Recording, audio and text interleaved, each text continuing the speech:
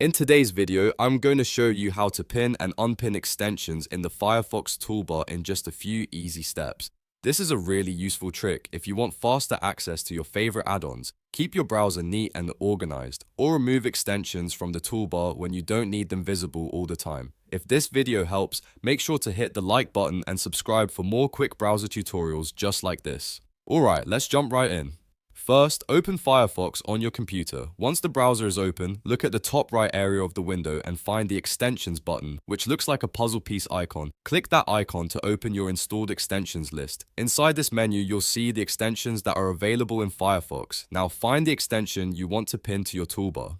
Next to that extension, click the Settings icon or the three-dot menu, depending on your version of Firefox. This will open more options for that extension. From here, click Pin to Toolbar. As soon as you do that, the extension will appear right on your Firefox toolbar for quick access. That means you can use it with just one click anytime you need it. If you ever want to unpin the extension, the process is just as easy. Go back to the extension on your toolbar, right-click it, and then click Pin to Toolbar again.